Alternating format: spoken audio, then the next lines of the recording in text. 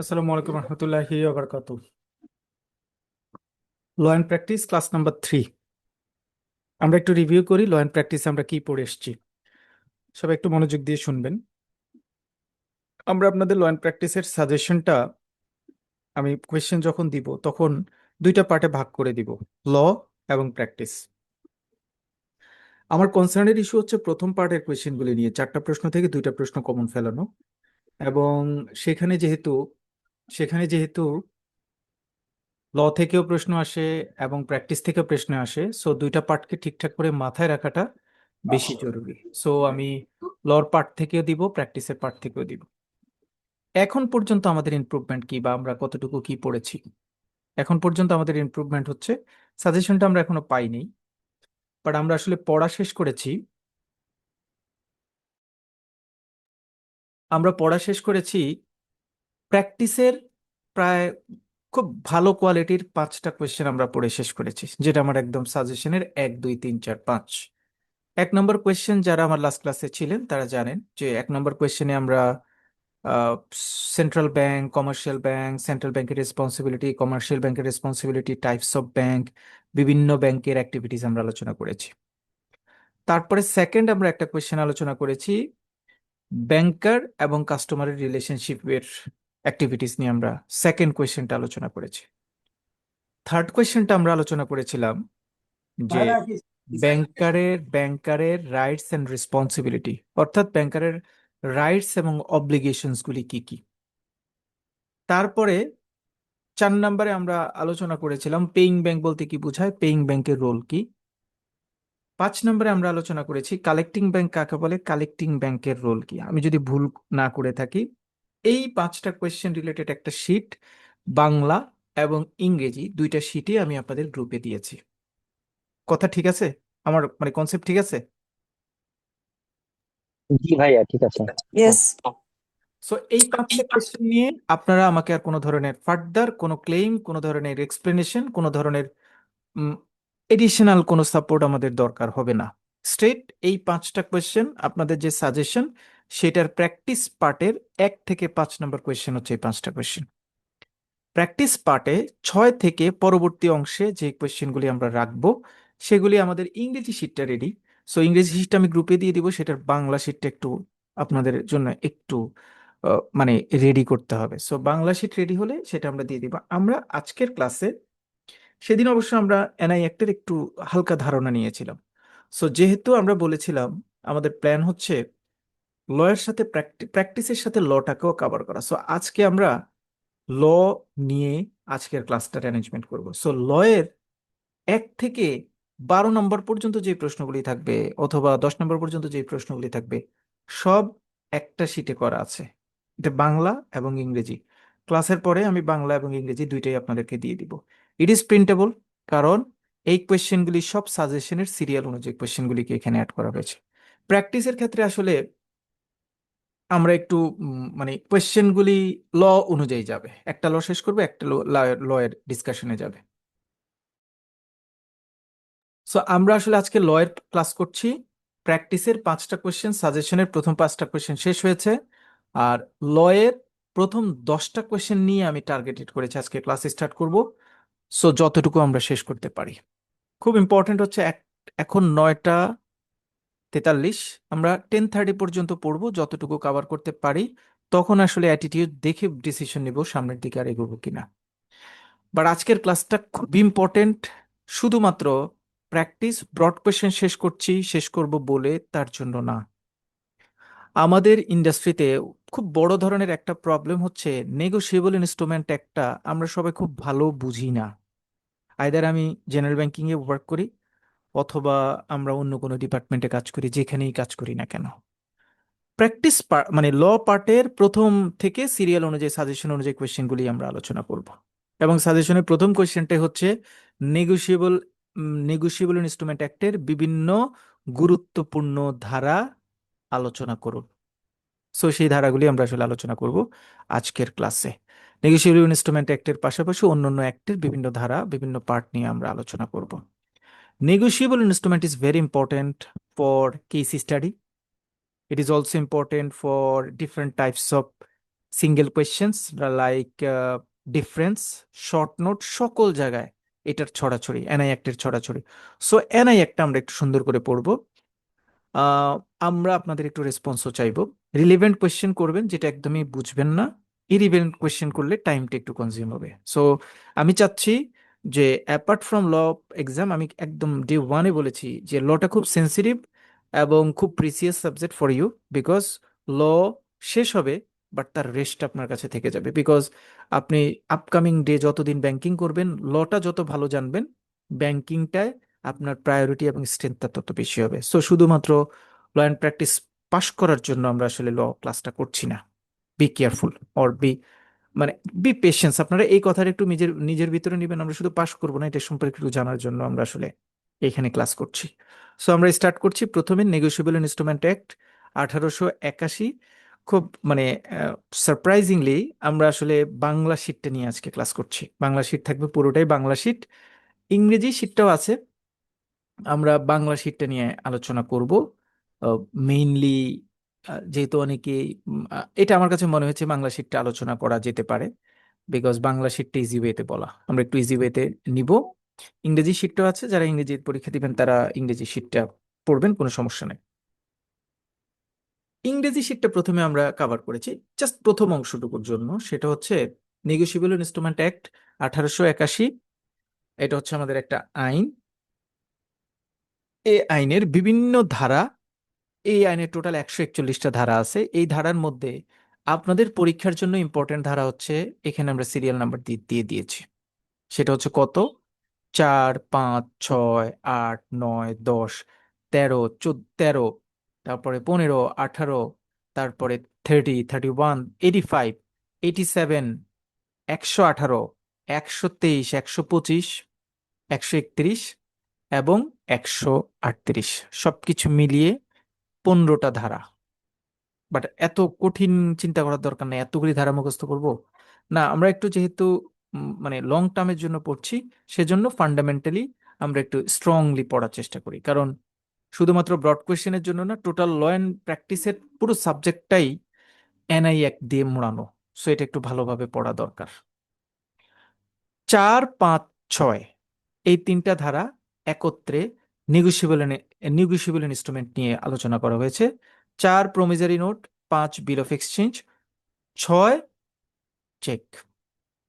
So এই তিনটা ধারায় প্রমিজারি নোট কাকে বলে, প্রমিজারি নোট কিভাবে কাজ করে, বিল অফ এক্সচেঞ্জ কাকে বলে, বিল অফ এক্সচেঞ্জ কিভাবে কাজ করে, চেক কাকে বলে, চেক কিভাবে কাজ করে, এই তিনটা ধারায় এই তিনটা মানে নেগোশিয়েবল ইনস্ট্রুমেন্ট অ্যাক্টেরই আচরণ ব্যাখ্যা করা হয়েছে। সো নেগোশিয়েবল ইনস্ট্রুমেন্ট কি, যে সকল ইনস্ট্রুমেন্ট একজনের কাছ থেকে এনডোর্সমেন্টের মাধ্যমে অন্যজনের কাছে মালিকানা হস্তান্তর করা যায়, তাদেরকে নেগোশিয়েবল ইনস্ট্রুমেন্ট বলা হয়। নেগোশিয়েবল ইনস্ট্রুমেন্টের আন্ডারে এই তিনটাই হচ্ছে আলোচ্য বিষয়, এর বাইরের অন্য কোনোগুলিকে negotiable instrument act, negotiable instrument বলা হয় না। এক্স্যাক্টলি নেগোশিয়েবল ইনস্ট্রুমেন্ট অ্যাক্ট সেটা সাপোর্ট করে না। আমরা লাস্ট ক্লাসে বলেছিলাম যে promissory note, bill of exchange এবং চেক আমাদের মাথায় রাখতে হবে এদের সেকশনটা কত, শুধু এটা। দুই, কে কোনটা কোথায় ব্যবহার করি। প্রমিজারি নোট যে কোনো লোন অ্যাক্টিভিটিতে ব্যবহার করি, যেখানে যিনি লোন নেয় তিনি প্রমিস করে যে আমি এতদিনের মধ্যে পেমেন্টটা করে দিব। Bill of exchange foreign trade related অ্যাক্টিভিটিতে ব্যবহার করা হয়, যেখানে যিনি প্রোডাক্ট সেল করেন তিনি বায়ারের কাছে পেমেন্ট বা বায়ার ব্যাংকের কাছ থেকে পেমেন্ট নেওয়ার জন্য বিল অফ এক্সচেঞ্জ সাবমিট করেন। আর চেকটা হচ্ছে আমাদের দৈনন্দিন দিন জীবনের সকল লেনদেন এখানে ইনক্লুডেড। প্রমিজারি নোটের ক্ষেত্রে দুইজন পার্টি থাকে, একজন হচ্ছে প্রমিজার, আরেকটা হচ্ছে প্রমিজি, যিনি প্রমিস করেন এবং যিনি যার কাছে প্রমিস করেন, দুইটা পার্টি। যিনি বড়োয়ার তিনি প্রমিস করেন, প্রমিজর, আর যার কাছে প্রমিস করেন তাকে বলা হয় প্রমিজি। বিল অফ এক্সচেঞ্জের তিনটা পার্টি, একটা হচ্ছে ড্রয়ার, ড্রয়ি এবং পেই। চেকের ক্ষেত্রেও তিনটা পার্টি, ড্রয়ার, ড্রয়ি এবং পেই। ড্রয়ার হচ্ছে যিনি বিল অফ এক্সচেঞ্জ বা চেকটা লিখেন, মানে যিনি মানে প্রথম ইস্যু করেন। ড্রয়ি হচ্ছে যে ব্যাংক বরাবর ইস্যু হয়। আর পেই হচ্ছে যাকে পেমেন্টটা দেওয়ার জন্য ইনস্ট্রাকশন দেওয়া হয়। সো প্রমিজারি নোটের দুইটা পার্টি, বিল অফ এক্সচেঞ্জের তিনটা পার্টি, চেকেরও তিনটা পার্টি। তিনটার মধ্যে কমন মানে ফিচারগুলি তিনটাই হচ্ছে রিটেন আন্ডারটেকিং। তিনটাই হচ্ছে আনকন্ডিশনাল, কোনো কন্ডিশন দিয়ে এগুলি ট্রানজ্যাকশন করা যাবে না, এবং তিনটার ক্ষেত্রেই নেগোশিয়েবল ইনস্ট্রুমেন্ট হিসেবে এটা ব্যবহার করা হয়। সো তিনটা ফিচার যদি আপনি যেটার সাথে ট্যাগ করেন, যে তিনোটাই রিটেন আন্ডারটেকিং, এবং তিনোটাই হচ্ছে আনকন্ডিশনাল আন্ডারটেকিং, এবং তিনোটাই এনডোর্সমেন্টের মাধ্যমে মালিকানা হস্তান্তর করতে পারা যায়। তিনটার মধ্যে যদি পার্থক্য আসে, আলাদা করে ফিচার আসে, তাহলে শুধুমাত্র কোড করতে হবে 4 নম্বর ধারা হচ্ছে প্রমিসারি নোট, 5 নম্বর ধারা হচ্ছে বিল অফ এক্সচেঞ্জ, 6 নম্বর ধারা হচ্ছে চেক। 4, 5, 6 আলোচনা শেষ। 8, 9, 10 আপনাদের পরীক্ষার জন্য বেশি ইম্পর্টেন্ট। 4, 5, 6 বেশি একটা আসে না, বাট 8, 9, 10 ভেরি ভেরি ইম্পর্টেন্ট। আসে, আস্তে আস্তে আস্তে আস্তে অজ্ঞান করে ফেলে এই টাইপের কোয়েশ্চেন। আপনার কোয়েশ্চেন দেখবেনই, holder in due course, payment in due course, holder in due course এর মধ্যে পার্থক্য, অহরহ কোয়েশ্চেন। সো এই তিনটা জায়গায় একটু ভালো করে বোঝার চেষ্টা করব। সূক্ষ্ম পার্থক্য আছে, যদি আপনি বুঝতে পারেন আপনি মনে করবেন যে এটা ইজি। কারণ হোল্ডার এবং হোল্ডার ইন ডিউ কোর্সের মধ্যে পার্থক্য আমরা জেনারেল অনেক ব্যাংকারকে জিজ্ঞেস করলে বলতে পারবে না। এবং খুব ফ্রিকুয়েন্ট, মানে খুব মজার জিনিস হচ্ছে, আপনি তাকে শিটটা দিবেন যে ভাইয়া এই হচ্ছে holder and holder due course, লতে এটা বলেছে, এটা একটু পড়ে আমাকে বুঝাই বলেন, তাও হি উইল কনফিউজড। সো এটা মানে by nature holder in due কোর্সটা একটু কনফিউশনাল, আমরা একটু ইজিলি ব্যাখ্যা করব। সো 4 আর 5, 6 মনে রাখলাম একটা স্টেপে। পরের স্টেপে holder in due course, payment in due কোর্সটাকে আমি একসাথে মনে রাখার চেষ্টা করব। হোল্ডার হচ্ছে যিনি কোনো নেগোশিয়েবল ইনস্ট্রুমেন্ট হোল্ড করেন, মানে যার প্রসেশনে রাখেন, হাতে রাখেন, বৈধ দখলে রাখেন। বৈধ দখলের ইংরেজি হচ্ছে প্রসেশন। তাহলে যিনি কোনো নেগোশিয়েবল ইনস্ট্রুমেন্ট তার নিজের বৈধ দখলে রাখেন, এবং তিনি ওই চেকের মাধ্যমে বা ওই বিল অফ এক্সচেঞ্জের মাধ্যমে অথবা ওই প্রমিসারি নোটের মাধ্যমে আইনগতভাবে পেমেন্ট পেতে অধিকারী হন। দুইটা কথা, প্রসেশন থাকে, বৈধ দখলে থাকে তার ইনস্ট্রুমেন্টটা, এবং তিনি ওই ইনস্ট্রুমেন্টে উল্লিখিত অ্যামাউন্ট আইনগতভাবে নিজে পাওয়ার যোগ্য।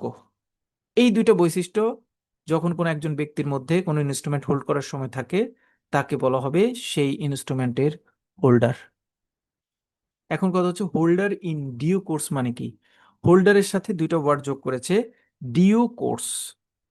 কোর্স মানে নিয়ম, ডিউ মানে যথাযথ নিয়ম। তাহলে আমি হোল্ড করব যথাযথ নিয়মে। হোল্ড করার ক্ষেত্রে এই বৈধ দখল বা প্রসেশন, আইনানুগভাবে আমি অর্থটা পাবো বা পেতে বাধ্য, এই দুইটা বৈশিষ্ট্যের পাশাপাশি আর কোন বৈশিষ্ট্য থাকতে হয়। এর পাশাপাশি ওই ব্যক্তির ক্ষেত্রে যিনি হোল্ডার ইন ডিউ কোর্সে কোনো ইনস্ট্রুমেন্ট হাতে নেবেন, তার ক্ষেত্রে আরো স্পেশাল 3টা বৈশিষ্ট্য নতুন করে অ্যাড করতে হয়। একটা হচ্ছে কি, তিনি সেই ইনস্ট্রুমেন্টটা কনসিডারেশনের মাধ্যমে গ্রহণ করবেন, মানে কোনো না কোনো কিছুর বিনিময়ে মূল্য আকারে মানে নিবেন। 1 নম্বর। 2 নম্বর হচ্ছে উইদিন ভ্যালিডিটির মধ্যে তিনি সেই ইনস্টলমেন্টটা নেবেন। 3 নম্বরে গুড ফেইথের মাধ্যমে তিনি সেই ইনস্টলমেন্টটা নেবেন। তাহলে 3টা বৈশিষ্ট্য। যিনি হোল্ডার ইন ডিউ কোর্স থাকবেন, হোল্ডার ইন ডিউ কোর্সে কোনো চেক হাতে নেবেন, প্রথমত হোল্ডারের যে 2টা বৈশিষ্ট্য তার মধ্যেও 2টা বৈশিষ্ট্য থাকবে, তিনি লিগ্যাল প্রসেশনে রাখবেন, এবং লিগ্যালি তিনি সেই ফান্ডটা পেতে বাধ্য থাকবেন। এই 2টা থাকবে, প্লাস এডিশনালি আরো 3টা জিনিস থাকবে। সেটা হচ্ছে, একটা হচ্ছে তিনি ইনস্ট্রুমেন্টটা বেসিস অফ কনসিডারেশনে গ্রহণ করবেন। এই কনসিডারেশনটা খুব কমপ্লিকেটেড ওয়ার্ড, আমরা অনেকেই এটাকে মানে জাজমেন্টে নিতে পারি না। কনসিডারেশন মানে হচ্ছে কোনো একটা জিনিসের বিনিময়ে আপনি এই চেকটা নিতে হবে হাতে। খুব ইম্পর্ট্যান্ট এবং মজার জিনিস। বিনিময় মানে আপনাকে আমি লতে, মানে লফুলি আপনাকে পাশ করিয়ে দিচ্ছি। আপনি ওনার একটা কাজ করেছেন, উনি আপনাকে একটা চেক দিয়েছে, গুড। আপনি ওনার একটা এক্সপোর্ট করেছেন, উনি আপনাকে একটা বিল অফ এক্সচেঞ্জ দিয়েছে, ভেরি গুড। আপনি একটা লোন নিয়েছেন, উনি আপনাকে একটা প্রমিসারি নোট দিয়েছে, গিভ অ্যান্ড টেক, বিনিময়, মূল্যের আদান প্রদান। সো এখানে কনসিডারেশন আছে। আপনি ওনার কোনো কাজ করেন নাই, তিনি আপনাকে 5,000 টাকা চেক দিয়েছে, কনসিডারেশন নাই। এবার আমি বলি যে তাহলে 5,000 টাকা কিসের? আপনাকে ঘুষ দিয়েছে? এটা অবৈধ টাকা? ভবিষ্যতে কোনো সুবিধা পাওয়ার জন্য দিচ্ছেন? দেখেন কতগুলি কোয়েশ্চেন দিয়ে আপনাকে আমি হিট করছি।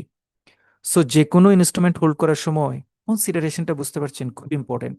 বিশেষ করে আইনগতভাবে আপনাকে লিগ্যাল করার ক্ষেত্রে কনসিডারেশনটা ভেরি ভেরি ইম্পর্টেন্ট। সবাই ক্লিয়ার কনসিডারেশনটা? মানে একটা জাস্টিফায়েবল বিনিময়ের এগেইনস্টে আপনি যদি সেই ইনস্টলমেন্টটা হোল্ড করেন, তাহলে সেটাকে বলা হয় উইথ কনসিডারেশনে হোল্ড করা।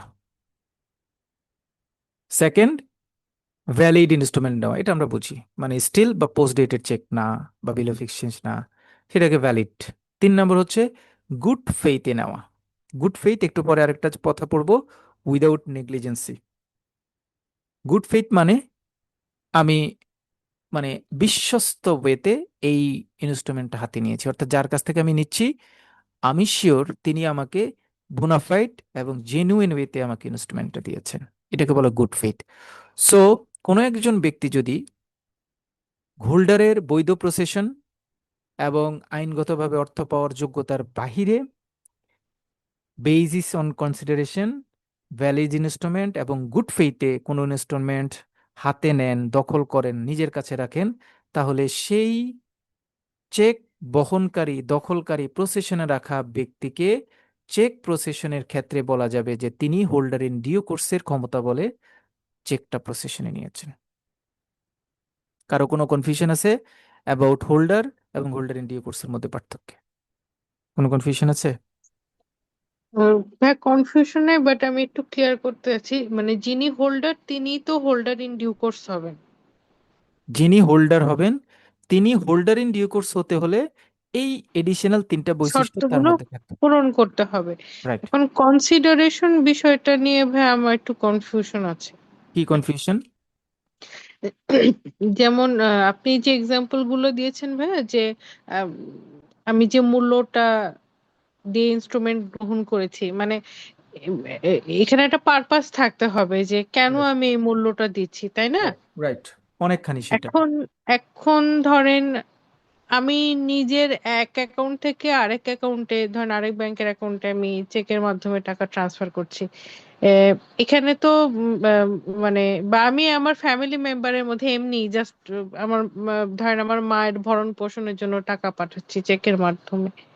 এগুলোও কি কনসিডারেশন, মানে যেরকম আপনি বলছেন তার মধ্যে কি এগুলোও পড়ছে?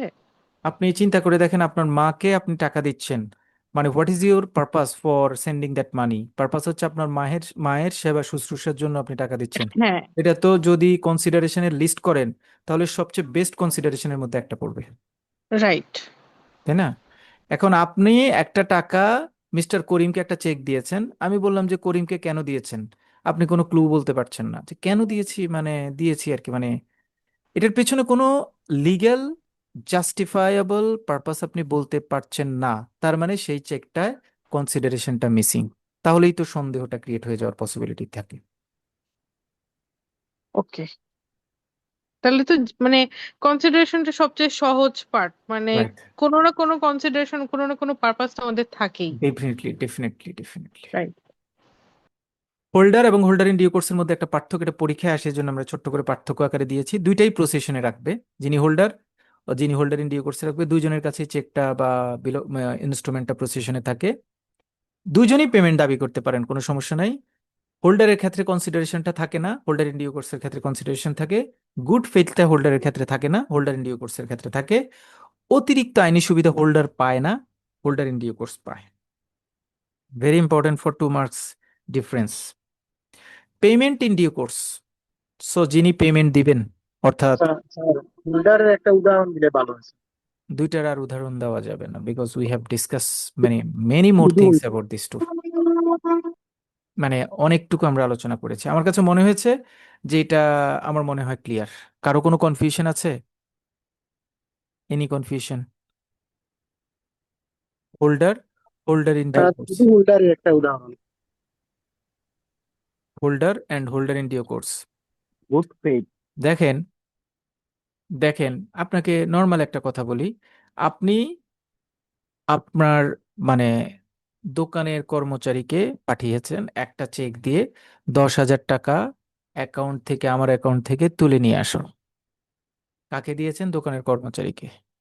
দোকানের কর্মচারী শুধু আসছে, কোনো কিছু সে লেখেও নেই, উপরে নিচে কিছু লেখে নেই, মালিক যেটা লিখে দিয়েছে সেই চেকটা তার হাতে আছে, ক্যাশে আসছে। ক্যাশে আসার পরে চেকটা ক্যাশে দিয়েছে, ক্যাশ অফিসার সাইন করলো, দেখলো, অ্যাকাউন্ট হোল্ডারকে ফোন দিল, সকল কিছু ঠিকঠাক করে দেখলো, দেখার পরে চেকের পিছনে দেখলো যে ছেলেটাকে পাঠালো, সেই ছেলেটার নাম হচ্ছে মিস্টার করিম। করিমকে পাঠালো। করিমকে এবার ক্যাশ অফিসার জিজ্ঞেস করলো, তুমি 10,000 টাকা নিবা? মানে কেন তুমি এই টাকাটা নিবা? এটার অ্যান্সারে সে বলল, মালিক বলছে এজন্য আসছি। ঠিক আছে, মালিক বলছে এজন্য আসছে। এবার ম্যাডামের উদাহরণটা বলি। ম্যাডাম 10,000 টাকা নিয়ে একটা ব্যাংকে গেলেন, এবং সেটা তার নিজের চেক হতে পারে, অথবা তার ভাইয়ের চেক নিয়ে গেলেন। ভাই তাকে 10,000 টাকার একটা চেক দিয়েছে। সকল কিছু ঠিক আছে। যাওয়ার পরে পেমেন্ট সকল কিছু জায়গার পরে এবার ক্যাশ অফিসার ওই ম্যাডামকে জিজ্ঞেস করলেন, ম্যাডাম আপনি 10,000 টাকা আপনার ভাইয়ের অ্যাকাউন্ট, এই অ্যাকাউন্ট কার? বললো যে আমার ভাইয়ের। তো এই 10,000 টাকা আপনি তুলছেন কেন? আমি তুলছেন, আমার ভাই, আমার আম্মা অসুস্থ, আমার ভাই আম্মাকে 10,000 টাকা দিয়েছে, আমাকে বলছে যে চেকটা দিয়ে তুমি আমার অ্যাকাউন্ট থেকে তুলে নিও, সেই জন্য আমি 10,000 টাকার চেকটা নিয়ে আসছি। So what is the difference between this two? প্রথম ছেলেটা মেইনলি সে পারপাসটা ক্লিয়ার করে বলতে পারছে না, মালিক পাঠিয়েছে এই জন্য আসছি। This is not a bona fide purpose. যে চেক চুরি করে আর নিয়ে আসবে সেও তো এই কথাটাই বলবে। সে যদি যদি কেউ কোনো কারণে মালিকের ড্রয়ার থেকে চেক নিয়ে আসে, মালিক পাঠিয়েছে এই জন্য আসছি, it is not proper consideration. But second one is proper consideration, because সেখানে প্রপার পারপাসটা ইনক্লুডেড। গুড ফেথ প্রথমটায় নাই, কারণ ওই ছেলেটা যে নিয়ে আসছে মালিক বলছে সে নিয়ে আসছে। But second one is in good faith, because you know, ভাই তাকে ফোন দিয়ে বলছে যে আমার অসুস্থতার জন্য তোমাকে আমি 10,000 টাকা দিব, একটা চেক দিচ্ছি। 10,000 টাকা দেওয়ার পরে অঙ্কে লেখা কথায় লেখা ঠিক আছে কিনা, এটা দিয়ে তো ওষুধ কিনতে হবে, টাকাটা যদি তুলতে না পারি কোনো ঝামেলা টামেলা হলে ওষুধ তো আজকে কিনতে পারবো না, সকল লেখা ঠিকঠাক করা আছে কিনা একটু চেক করে নেই। This is not the boundary for holder. যে ছেলেটা টাকা তুলতে আসছে তার জন্য এটা দরকার না, মালিক দিয়েছে নিয়ে গেছে, ভুল টুল হইলে টাকা তুলতে পারবো না, এটা আমার কি? Good faith is missing in first one, and second one, good faith is definitely exist.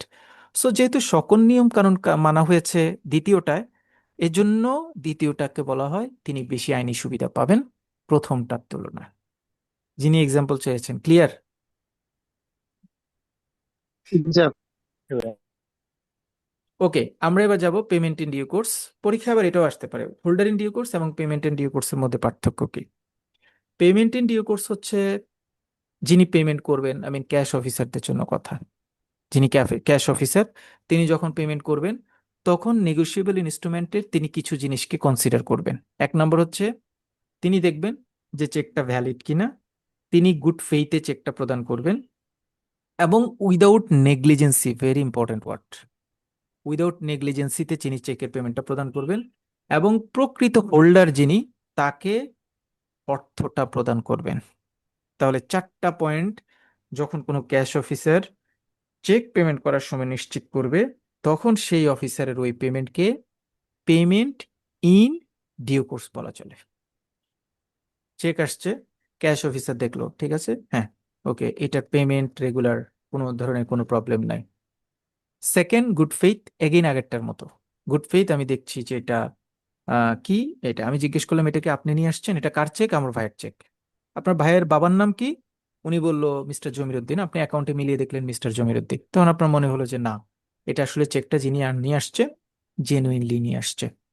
অন্য কোনো ইন্ডিকেটরের মাধ্যমে হতে পারে, আপনি গুড ফেইথটা চেক করতে পারেন, যেমন ক্রেডিট কার্ড অন্যান্য জায়গাগুলির ক্ষেত্রে আপনি যখন ইনফরমেশন জানতে চান তখন ওই অনলাইন ফোনের মাধ্যমে তখন ওনারা জিজ্ঞেস করে আপনার ডেট অফ বার্থ কত, এত আপনার মায়ের নামের শেষ অংশটি কি বলেন, দুই তিনটা বললে ওরা ম্যাচ করে যে উনি আসলে জেনুইন, আর কথা বাড়ায় না। এখানেও একই রকম। গুড ফেথটা আসলে যিনি পেয়ার, অর্থাৎ ব্যাংকার, তার স্ট্রাকচারের উপর ডিপেন্ড করে, তিনি কোনভাবে এটাকে গুড ফেথ ট্রিট করছেন সেটার উপর ডিপেন্ড করে। Without negligence, this one is very important. এখানে কোনো ধরনের অবহেলা থাকতে পারবে না। উইদাউট নেগলিজেন্সি, কোনো ধরনের অবহেলা রাখতে পারবেন না। সে ফর এক্সাম্পল, আপনাদের ধরেন ইউবি মেশিন, যেটা দিয়ে মানে ফেক চেক অথবা ফেক চেক ডিটেক্টরের যে মেশিনটা, সেটা ধরেন ক্লিয়ারিং ডিপার্টমেন্টে আছে, ক্যাশ থেকে ক্লিয়ারিংটা একটু দূরে।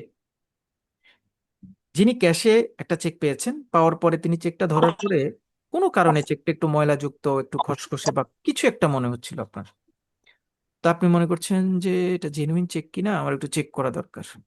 দূর, এত লম্বা লাইন, আমি আবার 10টা লাইন বেশি বাজে না, ঠেলে চলে যাবো। আমি লাইন ঠেলে ওখানে যেতে পারবো কিনা, যাওয়ার দরকার নাই, দূর, এটা তো পরিচিত, যাক দিয়ে দিই। আপনি ইউভি মেশিনে চেকটা চেক করলেন না, শুধুমাত্র একটু অলসতার জন্য উঠে গিয়ে চেক করতে হবে, বাট আপনি কিন্তু সন্দেহ ছিল যে চেকটা একটু ময়লা বা ইত্যাদি ইত্যাদি, পেমেন্ট করে দিয়েছেন। 15 দিন পরে অডিটে সেটা অবজারভেশন ক্লিয়ার করলো যে this was a fake cheque. এখন আপনাকে বলা হলো যে অ্যাজ এ অফিসার আপনি তো পেমেন্ট দেওয়ার সময় payment in due course ensure করার আপনার রাইট, তা আপনি করেছেন কিনা, তা আপনি বললেন যে হ্যাঁ করেছি। ওকে, অ্যাপারেন্টলি রেগুলার ডেট চেক সব ঠিক ছিল, ঠিক আছে, প্রথম পয়েন্ট ওকে। গুড ফেইথ, হ্যাঁ, যিনি চেক নিয়ে আসছেন তাকে আমি জিজ্ঞেস করছি, তার নাম, তার সাইন দেখেছি, তারপরে তার এনআইডি কার্ড রেখেছি, ঠিক আছে, গুড ফেইথ, ওকে, কাভার। প্রকৃত হোল্ডার যিনি চেকটা নিয়ে আসছেন, পেইড ঘরে যার নাম ছিল তিনি আসছেন, তার পিছনে সাইন নিয়েছি, এনআইডি কার্ডের সাইনের সাথে তার মিল ছিল, হোল্ডার ওকে। উইদাউট নেগলিজেন্সি, আপনি কোনো ধরনের মানে নেগলিজেন্সির কোনো জায়গাটাকে কি আপনি প্রায়োরিটি দিয়েছেন? না স্যার, দেই নেই। এটা আচ্ছা, চেকটা হাতে নিলে তো একটু মনে হয় যেমন ফেক টেক টাইপের, আপনি কি ইউভি মেশিনে চেক করেছেন?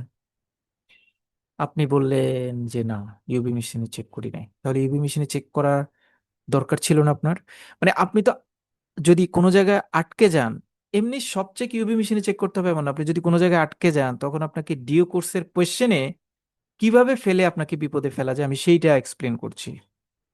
সো আপনি ইউভি মেশিনে চেক করেননি কেন? স্যার, ইউভি মেশিন তো আমাদের ক্যাশের ভিতরে ডেডিকেটেড না, এটা আসলে জেনারেল ব্যাংকিং ক্লিয়ারিং এ আছে, আমার এখান থেকে লম্বা লাইন ছিল, আমি এই লাইনটা ক্রস করে ওখানে আসলে যে চেক করার সময় পাই নাই, দ্যাটস ওয়াই আমি ইউভি মেশিনে চেক করি নাই। This is the perfect example of negligence. So আপনি কিন্তু সেই পেমেন্টের জন্য লায়াবল থাকবেন।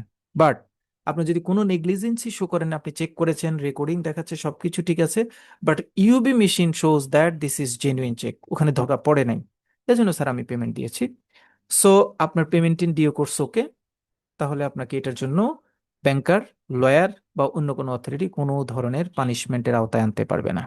So payment in due course is a very very good tool for banker, যে এইটা আসলে আপনাকে আইনি সুরক্ষা প্রদান করবে যদি আপনি সেই চেকটা এই চারটা কনসিডারেশনকে মাথায় রেখে, চারটা প্রসেস, পারপাস অথবা প্যারামিটারকে মাথায় রেখে পেমেন্ট করেন।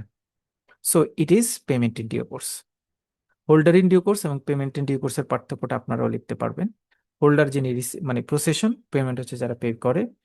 পেমেন্ট ইন ডিউ কোর্সের ক্ষেত্রে চারটা জিনিসকে মাথায় রাখতে হবে, আর হোল্ডার ইন ডিউ কোর্সের ক্ষেত্রে সেখানেও চারটা জিনিসকে মাথায় রাখতে হবে, বাট তিনটা বেশি ইম্পর্টেন্ট। সামারি যদি টানি, এটা আরো সুন্দর করে লেখা। হোল্ডার হচ্ছে প্রসেসন থাকবে, right to receive money, right, আমরা জানি holder. Holder in due course hold করবে, হোল্ডার হবে মানে এই দুইটা থাকবে, এই হোল্ডার মানে এই দুইটা, কনসিডারেশন থাকবে, গুড ফেইথ থাকবে, বিফোর ম্যাচুরিটি, মানে পাঁচটা গুণ একত্রে হবে। Payment in due course good ফেইথে নিবে, no negligence, payment to right person মানে এক্সাক্ট হোল্ডারকে পে করবে। সো এই তিনটা হচ্ছে সামারি। কেউ যদি সুন্দর করে মনে রাখেন, আই বিলিভ ইন ফিউচারে আপনাদের কখনো এই তিনটা জায়গার মধ্যে প্যাচ হবে না। মুভিং ফরওয়ার্ড, আর্টিকেল নাম্বার, এখন পর্যন্ত আমরা 6টা আর্টিকেল শেষ হয়েছে। সো হ্যাঁ, সরি একটু ইন্টারাপ্ট করছি, সরি। আমি জাস্ট রেগুলারিটির বিষয়টা একটু ক্লিয়ার হতে আছি, মানে কোন ক্ষেত্রে বুঝবো যে এটা রেগুলার বা রেগুলার না? রেগুলার মানে হচ্ছে অ্যাক্টিভ চেক, উইদিন ভ্যালিডিটির মধ্যে যে চেকটা প্রোভাইড করা হয় সেটাকে আমরা রেগুলার ওকে, চেক বলবো। ওকে। সো 6টা আর্টিকেল আমাদের সেকশন শেষ হলো, এবার আমরা সেকশন নাম্বার 13-এ যাব। Negotiable instrument. নেগোশিয়েবল ইনস্ট্রুমেন্ট হচ্ছে টোটাল তিনটা, চেক, বিল অফ এক্সচেঞ্জ এবং প্রমিসারি নোট। শুধু মনে রাখার কথা যে আমরা যেটাকে এনআই অ্যাক্ট বলি, এনআই অ্যাক্ট শুধু এই তিনটা ইনস্ট্রুমেন্টকে ডিক্লেয়ার করেছে, অ্যাকনলেজ করেছে, এরকম কোনো আর্টিকেল আছে কিনা? হ্যাঁ আছে, সেটা হচ্ছে ধারা 13 বা সেকশন নাম্বার 13। সেকশন নাম্বার 15 যেটাকে আমরা কভার করছি এনডোর্সমেন্ট হিসেবে, এনডোর্সমেন্ট হিসেবে যেটাকে আমরা কভার করেছি, যে এনডোর্সমেন্টের প্রসেস মানে কি। এনডোর্সমেন্টের প্রসেস হচ্ছে যে নেগোশিয়েবল ইনস্ট্রুমেন্ট অ্যাক্টের ক্ষেত্রে আমরা যদি মালিকানা পরিবর্তন করি, অর্থাৎ যে কোনো এনডোর্সমেন্টের মাধ্যমে আমরা যদি একজন মালিক আরেকজন মালিককে চেঞ্জ করি তখন সেটা এনডোর্সমেন্ট প্রসেসে পড়ে। সো এনডোর্সমেন্টটা আপনাদের পরীক্ষার জন্য আপনাদের পরীক্ষার জন্য বেশি ইম্পর্টেন্ট, কারণ এটা আমরা কিন্তু প্র্যাকটিস পাঠেও পড়বো এবং সুন্দর করে পড়বো, এবং সেখানে অনেকে অনেক সুন্দর করে এক্সাম্পল দিয়ে আমরা প্র্যাকটিস পাঠে পড়বো। এখানে শুধু দেখি যে এন্ডোর্সমেন্ট রিলেটেড ধারাটা কি বলেছে এবং এন্ডোর্সমেন্ট আসলে কিভাবে কাজ করে সেটা নিয়ে আমরা এখানে আলোচনা করব। এন্ডোর্সমেন্টের ক্ষেত্রে মূলত মূলত মালিকানা পরিবর্তন বা আমি আমার অ্যাক্টিভিটিসটা অন্য একজনের কাছে হ্যান্ড ওভার করছি, এইটা কাভার করে। এইটা কাভার করে এবং এই কাভারের ইস্যুটা ডেফিনেটলি লফুল ওয়ে এবং লফুল ওয়েতেই আমি হচ্ছে এই কাভারেজটা নিই। আমরা যদি এন্ডোর্সমেন্টের মানে রেগুলার অ্যাক্টিভিটিসটা কভার করি, তাহলে আমরা দেখব যে নেগোশিয়েবল ইনস্ট্রুমেন্ট যে তিনটার কথা বলা হয়েছে সেটা যদি হোল্ডার বা প্রাপক পিছনে বা সামনে স্বাক্ষর করে তার মালিকানা পরিবর্তন করেন, তখন সেটাকে আমরা এন্ডোর্সমেন্ট বলবো। এন্ডোর্সমেন্টের অনেকগুলি নাম আছে। এন্ডোর্সমেন্টে দুইটা পার্টি থাকে, এন্ডোসার এন্ড এন্ডোসি। যিনি এন্ডোর্স করেন তার নাম এন্ডোসার, যার নামে এন্ডোর্স করেন তাকে বলা হয় এন্ডোসি। এন্ডোর্সমেন্টের কয়েক রকমের প্রকারভেদ আছে। এইটা হচ্ছে ব্ল্যাঙ্ক এন্ডোর্সমেন্ট, যেটাকে ইনফর্মাল ভাষায় সাদা এন্ডোর্সমেন্ট বলা হয়, যার উম কাছে আপনি এন্ডোর্স করে মালিকানাটা পরিবর্তন করবেন, সেখানে শুধুমাত্র স্বাক্ষর করে দিলেন, কার নামে দেওয়া হচ্ছে সেটা লেখা নাই, কমন, ওপেন। এই ধরনের এন্ডোর্সমেন্টকে বলা হয় ব্ল্যাঙ্ক এন্ডোর্সমেন্ট। আপনি সাইন করে দিয়েছেন, যে কেউ এখানে নাম বসিয়ে তার নামে এন্ডোর্স হয়েছে এটা বলতে পারবে, এটাকে ব্ল্যাঙ্ক এন্ডোর্সমেন্ট বলে। ফুল বা স্পেশাল এন্ডোর্সমেন্ট হচ্ছে স্পেশাল কোনো ব্যক্তির নামে যদি আমি এন্ডোর্সমেন্ট করে দিই, মিস্টার অমুক, নিচে আপনি সাইন করে দিয়েছেন, মানে আপনি তাকে এন্ডোর্স করেছেন। রেস্ট্রিকটিভ এন্ডোর্সমেন্ট মানে হচ্ছে আপনি কোনো একজন ব্যক্তির অ্যাক্টিভিটিসকে স্পেসিফিক করে দিয়েছেন, mister Zakir trust bank account number এততে ট্রান্সফার হবে, সো এটা একদম রেস্ট্রিকটিভ। মিস্টার জাকির নামে যদি 10 জন থাকে, অন্য কেউ এটাকে হ্যান্ড ওভার করে নিতে পারবে না। এটা হচ্ছে রেস্ট্রিকটিভ এন্ডোর্সমেন্ট। কন্ডিশনাল এন্ডোর্সমেন্ট মানে হচ্ছে কোনো একটা কন্ডিশন দিয়ে যদি আপনি এন্ডোর্সমেন্ট করেন, আপনি 5,000 টাকা চেক আপনার বোনকে দিয়েছেন, কন্ডিশন হচ্ছে তুমি যদি A+ পাও তাহলে তুমি এই চেকটা তুলতে পারবা, যদি A+ না পাও তাহলে পারবা না। সো এটা হচ্ছে conditional endorsement. Sense recourse endorsement, যদি কোনো এন্ডোর্সমেন্টে আপনি বলে থাকেন যে এই চেক ইন ফিউচারে কোনো ধরনের লাইবিলিটি ক্রিয়েট করলে সেই লাইবিলিটির জন্য আমি দায়ী থাকবো না, এই টাইপের কোটেশন দিয়ে যদি কোনো এন্ডোর্সমেন্ট করা হয়, সেটাকে বলা হয় সেন্স রিকোর্স এন্ডোর্সমেন্ট। সো এগুলি হচ্ছে মূলত এন্ডোর্সমেন্টের প্রকারভেদ, 5টা প্রকারভেদ। সবাই লাস্টের একটু সেন্স রিকোর্স এন্ডোর্সমেন্টটা একটু কি, ওইটা একটু আচ্ছা, ভালো। সেন্স রিকোর্স এন্ডোর্সমেন্ট মানে হচ্ছে, ধরেন এমন হলো যে আমি এন্ডোর্স করে দিলাম মিস্টার করিমকে। আমি বললাম যে মিস্টার করিম এই চেকের মালিক হলো, এবং আমি এই চেকটা সেন্স রিকোর্স এন্ডোর্সমেন্টের মাধ্যমে আপনাকে হ্যান্ড ওভার করলাম। মিস্টার করিম চেক দিয়ে টাকাটা তুললো বা এন্ডোর্সমেন্টের ক্ষমতা বলে সেই ফান্ডটা তুললো। কিছুদিন পরে সেই চেকটা ফেক চেক হিসেবে আইডেন্টিফাই হলো এবং এটা মানি লন্ডারিং ফান্ড ডাইভার্ট হয়েছে বলে ধরে নেওয়া হলো। এখন চেকের সাথে যতজন পার্টি আছে ততজন পার্টিকে ভিকটিম করার প্রয়াস চালানো হলো। যিনি টাকা তুলেছেন তিনি, যিনি চেকটা এন্ড্রোস করেছেন অর্থাৎ এন্ড্রোসার, তাকে বা অন্যান্য জায়গাগুলিকে। সো দুজনকে যখন ধরতে গেল, তো যিনি এন্ড্রোসি, যার নামে চেকটা দিয়েছে, তিনি তো ফান্ড নিয়েছে, কোনো কথা বলছে না, হঠাৎ করে বললো যে জাকির ভাই আমাকে চেকটা দিয়েছে। সো জাকির ভাইও তো ভিকটিম, আমি তো জানি না এটা কিসের ফান্ড। এবার জাকির বলবে যে আমি আপনাকে এন্ড্রোস করেছি সেন্স রিকোর্স এন্ডোর্সমেন্টের মাধ্যমে, যেখানে আমি কনফার্ম করেছি যে এই এখানে চেকে কোনো ইন বিশেষ কোনো ফিউচারে চিহ্ন? কোনো দায় যদি ক্রিয়েট হয়, সেটাতে আমি আইনগতভাবে জড়িত হব না। সো আমি যেহেতু সেন্স রিকোর্সে আপনাকে এন্ডোর্সমেন্ট করেছি, সো ফার্দার অ্যাক্টিভিটিতে এটাতে যেহেতু দায় ক্রিয়েট হয়েছে, সো এই দায়ে আপনি আমাকে সম্পৃক্ত করতে পারবেন না আইনগতভাবে। সো আমি সেক্ষেত্রে এই কি চেকের ভাইয়া, ফার্দার লাইবিলিটি থেকে নিষ্কৃতি পাবো আইনগতভাবে। এটা হচ্ছে সেন্স রিকোর্স এন্ডোর্সমেন্ট। আমরা একটু হার্ড এক্সাম্পল দিয়েছি, আর একটু সহজ এক্সাম্পল দিই। সেটা হচ্ছে অনেক সময় আমরা চেকের পেমেন্ট, ধরেন চেক প্রসেসিং এর জন্য 60 টাকা চার্জ আছে, এই চার্জটা আমার কাছ থেকে নিতে পারবেন না, অন্য কেউ এই চার্জটা নিবে।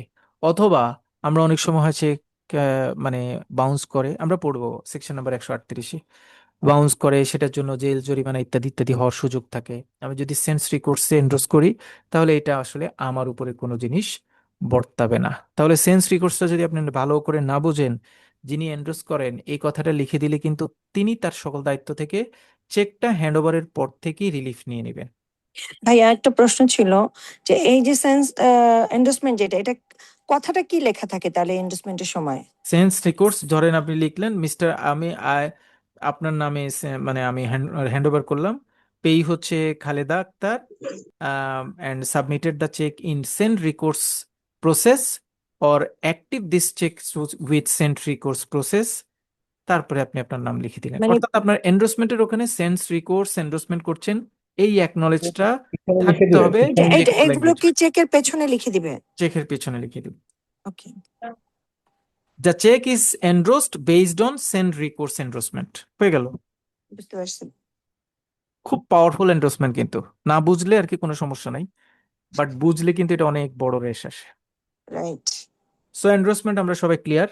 আমরা 7 নম্বর সেকশনটা মোটামুটি কভার করেছি, গুড। 18 নম্বর সেকশন, এটা সোজা, আপনারা বিভিন্ন জায়গায় এই কথাটা বলেন নিজেরা। যদি বলি যে কোন সেকশনে আছেন, তখন এটা কি আবার সেকশনে আছে নাকি, এই ব্যাংকিং প্র্যাকটিস কি, কোনো একটা চেকে যদি অঙ্ক লেখা এবং কথায় লেখা থাকে এবং দুইটার মধ্যে যদি কোনো মিসম্যাচ হয়, তাহলে কথায় লেখা বাক্যটাকে সাপোর্টিভ হিসেবে নিতে হবে।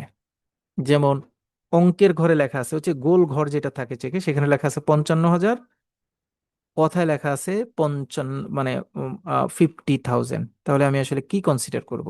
দুটোর মধ্যে যদি ডিসপিউট হয় এবং এটা সাইন নেওয়ার সুযোগ নাই, এই অবস্থায় যদি যিনি ড্রয়ার তিনি যদি সাইন করে দুইটাকে সমান করে দেন তাহলে ইজিয়ার, বাট যদি সমান না করেন তাহলে কথায় লেখা যেটা সেটাকে প্রায়োরিটি দিতে হবে। এটা বলা আছে কোথায়? নেগোশিয়েবল ইনস্ট্রুমেন্ট অ্যাক্ট ধারা 18-তে বলা আছে। সো এইটা একটু মনে রাখতে হবে। আমরা এক বিভিন্ন জায়গায় জায়গায় 55,000 লেখা আছে, এক জায়গায় 50,000 লেখা আছে। সেক্ষেত্রে সো 50,000 মানে ফিগারে অফিসার, লেখা, হ্যাঁ হ্যাঁ 50,000। আর সেক্ষেত্রে ডিক্লাইন করতে ওয়ার্ডে পারে। লেখা 55,000। সো যদি যেহেতু দুইটাই তো ডিসপিউট, এখন আপনি কি এটা পেমেন্ট দিবেন না? না, আপনাকে, আপনি তো প্রথমত আপনি বলবেন যে এটা আমি পেমেন্ট দিব না। আমরা cheque right, officer cash officer তো বলি যে এটা পেমেন্ট রাইট। দিব না, 2 নম্বর ঝামেলা আছে। এখন যিনি পেজ তিনি বলছে আপনাকে দিতেই হবে, আপনি বললেন যে না আমি দিব না, তিনি বলবেন যে আপনি এনআই অ্যাক্টের 18 নম্বর নিয়ম জানেন, তখন তো আপনি কি করবেন? তার দিকে তাকিয়ে ছাড়া ছাড়া কোনো উপায় নাই। বলবে যে কি 18 নম্বর কি বলছে? বলছে যদি কোনোটায় দুইটার মধ্যে ডিসপিউট হয় আপনি ইন ফিগার যেটা আছে সেটা দিবেন। সো আপনি ইন ফিগার যে অ্যামাউন্ট আছে এটা আমাকে প্রোভাইড করেন। এনআই অ্যাক্ট তো আপনাকে বলছে যে ইন ফিগার যেটা সেই অ্যামাউন্টটা দিতে, সো আপনি আমাকে সেই অ্যামাউন্টটা দেন। আমরা প্র্যাকটিক্যালি এটা অ্যাপ্লাই করি না, বাট আপনি যদি অ্যাপ্লাই করেন এনআই অ্যাক্টের নিয়ম অনুযায়ী আপনি সাপোর্ট পাবেন। আর্টিকেল নাম্বার 30 এবং 31 very important. 30 liability of drawer, 31 liability of draw bank, ব্যাংকারের লাইবিলিটি। 30 হচ্ছে ড্রয়ারের লাইবিলিটি, মানে যিনি চেক ইস্যু করেছেন। কাটাকাটি, কাটাছেঁড়া, অন্যান্য কারণ, ব্যালেন্স না, ইনসাফিসিয়েন্ট ফান্ড ইত্যাদি ইত্যাদির কারণে যদি পেমেন্ট ইন ডিউ কোর্সের অ্যাক্টিভিটিসটা ল্যাপসেসের কারণে ব্যাংক পেমেন্ট না দেয়, তাহলে এটার জন্য ব্যাংক দায়ী থাকবে না। কে দায়ী থাকবে? ড্রয়ার দায়ী থাকবে। এটা হচ্ছে সেকশন 30-তে বলা। সেকশন 31 হচ্ছে রিভার্স, সকল কিছু ঠিক ছিল, ব্যাংকার শুধুমাত্র নিজের খামখেয়ালি অথবা নেগলিজেন্সি অথবা অন্য কোনো কারণে যদি পেমেন্ট না করে, এবং এটা যদি প্রুভ হয় যে এই চেকটা পেমেন্ট ইন ডিউ কোর্সের চেক ছিল, এটার মধ্যে কোনো ধরনের ম্যাটেরিয়াল অল্টারেশন ছিল না, তাহলে এটা যদি প্রুভ হয় তাহলে ড্রয় ব্যাংক হিসেবে আপনি সেটার জন্য লায়েবল হবেন। So 30 and 31 important. একটাতে ব্যাংক লায়েবল হচ্ছে আর একটাতে কাস্টমার লায়েবল হচ্ছে। 30-এ কাস্টমার লায়েবল, ঝামেলার কারণে আপনি পেমেন্ট দেন নাই, সো কাস্টমারের উপর লাইবিলিটি যাবে। কোনো চেকে কোনো ঝামেলা ছিল না, আপনি হুদাই একটা দুইটা ঝামেলা ক্রিয়েট করেছেন যেটা ভ্যালিড না, এটা যদি প্রুভ হয় তাহলে আপনি সেটার জন্য পেমেন্ট দিতে হবে। আমার একটা দে। নেক্সট। হ্যাঁ, একটা প্রশ্ন ছিল, করতে পারি? জি। ক্লিয়ারিং চেকের ক্ষেত্রে আহ, অঙ্কে লেখা আছে 45,000 টাকা, ধরেন 45,500 টাকা, কিন্তু যিনি লিখেছেন ভুল করে 45,000 লিখেই ছেড়ে দিয়েছেন, 500 লিখতে ভুলে গেছেন। এখন কথায় যেটা লেখা আছে আমি তো পেমেন্ট সেটা দিতে পারি, রাইট ভাইয়া? জি। আচ্ছা, এখন মনে করেন ওই যে আমি বললাম যে না আমি দিব না, ফিগার এবং ওয়ার্ড মিসম্যাচ, আমি রিটার্ন করে দিলাম চেকটা, সেক্ষেত্রে কি আমার এগেনস্টে ওনারা আইনি পদক্ষেপ নিতে পারবেন? এবং ওনারা কি মানে আহ মানে আইনি সুবিধাটা কি ওনারা পাবেন, মানে যারা হোল্ডার ইন ডিউ কোর্সে ছিলেন, ওকে। আমি যদি রিটার্ন করে দিই, আপনি পেমেন্ট যদি না দিই? রিটার্ন করে দেন যে figure in mismatch, amount and figure in mismatch, তাই না? জি জি আপনি দেখবেন যে ক্লিয়ারিং এ যে পেমেন্টে আমরা রিটার্ন করি সেখানে একটা ক্লজই আছে এরকম, যে অ্যামাউন্ট অ্যান্ড ফিগার মিসম্যাচ। খেয়াল করেছেন কিনা? যারা ক্লিয়ারিং এর যে কন্ডিশনগুলি দিয়ে আমরা চেক রিটার্ন করি সেখানে একটা কন্ডিশনই আছে এটা, যে জি জি figure and amount mismatch. So আপনি তো জি। ওই কন্ডিশনটাকে কমপ্লাই করে রিটার্ন করছেন, সুতরাং আপনার উপর এটা লাইবিলিটি আসবে না। আচ্ছা, ওকে। আর্টিকেল নাম্বার 85 হচ্ছে পেইং ব্যাংকার রেসপন্সিবিলিটি। এটা আর আমরা আলোচনা করব না। আমাদের প্র্যাকটিস কোয়েশ্চেন নাম্বার 4 হচ্ছে পেইং ব্যাংকারের রেসপন্সিবিলিটি। শুধু আমরা একটু মনে রাখবো, পেইং ব্যাংকার এনআই অ্যাক্টের 85 নাম্বার সেকশন দিয়ে তার আচরণকে কন্ট্রোল করে বা নিয়ন্ত্রণ করে বা আইনি সুরক্ষিত করে নিজেকে, সেকশন নাম্বার 85 দিয়ে। শুধু এতটুকু মনে রাখলে হবে, এটা পড়ার দরকার নেই, কারণ আমরা পেইং ব্যাংকারের রোল অলরেডি আলোচনা করে আসছি। 87, এটা খুব ইম্পর্ট্যান্ট, কারণ এটাও আমরা অনেকবার এটা নিয়ে কথা বলি, নিজেরা বলি। ম্যাটেরিয়াল অল্টারেশন পরীক্ষায় আসে প্রায়, খুব important. What is material alteration? Material alteration হচ্ছে কোনো ইনস্ট্রুমেন্টে যদি অ্যামাউন্ট, ডেট, পেই নাম, payment place, rate of interest, time of payment, অথবা অন্য কোনো জায়গায় কোনো ধরনের প্রবলেম হয়, তাহলে সেটাকে ম্যাটেরিয়াল অল্টারেশন বলবো। চেকের মানে কোনো জায়গায় কাটাছেঁড়া হয়েছে, সেটা অ্যামাউন্টে, ডেটে, পেইন নামে, অথবা লেখায় অন্য কোনো জায়গায় যা লেখা আছে সেগুলির ক্ষেত্রে। যেটা হতে পারে আপনাদের নর্মালি মাথায় আসতে পারে যে ভাইয়া place, payment place, rate, time, এগুলি তো দরকার হয় না। ধরেন কোনো চেকে দেওয়া হলো, ভুলে দেওয়া হলে, রংলি দেওয়া হলে, সেটাও কিন্তু ম্যাটেরিয়াল অল্টারেশনে আমরা কনসিডার করব। সো কোনো চেকে যদি ম্যাটেরিয়াল অল্টারেশন আইডেন্টিফাই হয়, সেই চেকটা কার্যকর, ভয়েড হয়ে যাবে, মানে অকার্যকর একটা চেক হিসেবে পরিগণিত হবে এবং এটার পেমেন্ট দেওয়া যাবে না। ইনসাফিসিয়েন্ট ফান্ড থাকাটা কিন্তু ম্যাটেরিয়াল অল্টারেশন না। ইনসাফিসিয়েন্ট ফান্ড মানে হচ্ছে সেখানে টাকা ছিল না, সেজন্য আপনি পেমেন্ট দেননি। সো কোনো চেক যদি ম্যাটেরিয়াল অল্টারেশন থাকে তাহলে সেই চেকটা ভয়েড বা অকার্যকর, সেই চেকে পেমেন্ট দেওয়া যাবে না। সুরক্ষা হচ্ছে ম্যাটেরিয়াল অল্টারেশন যেখানে হয়েছে, ড্রয়ার যদি সেই জায়গাটা সাইন দিয়ে এটাকে অ্যাক্টিভ করে নেয়, তাহলে সেই পেমেন্ট আপনি দিতে পারবেন। সো ম্যাটেরিয়াল অল্টারেশন আছে 87 নাম্বার সেকশনে, ইট ইজ ইম্পর্টেন্ট। ভাই, এই নামটা যদি বোঝা না যায় যে লেখা, মানে এদের মানে ঝাপসা বা অন্য কোনো কারণে নামটা বোঝাই যাচ্ছে না, সেক্ষেত্রে আমাদের কি স্টেপ হয়? অ্যাক্টিভিটি হচ্ছে, লিখেছে কিন্তু বোঝা যাচ্ছে না, ক্লিয়ার হচ্ছে না ব্যাপারটা যে এক্সাক্ট কি লিখেছে। আচ্ছা, এক্সাক্ট কি লিখেছে এইটা যদি আপনি বুঝতে না পারেন, যিনি হোল্ডার আছেন তাকে জিজ্ঞেস করবেন। তার নামের সাথে যদি এখানে অ্যালাইনমেন্টটা থাকে, এটা পুরোটাই আপনার আসলে ইন্টেলেকচুয়াল অ্যাক্টিভিটিতে যাবে, মানে আপনি ওখানে যে ডিসিশন নেবেন, আপনার কাছে যেটা মানে সন্দাতিকভাবে প্রমাণিত হবে, আপনি সেই রকম ডিসিশনে নেবেন। আপনি যদি মনে করেন যে এটা অল্টার না মেনে ভুল লিখেছে, ওইটা না। অল্টার মানে হচ্ছে একটা জিনিস লিখে সেটাকে কাটার চেষ্টা করেছে, অল্টার করার চেষ্টা করেছে।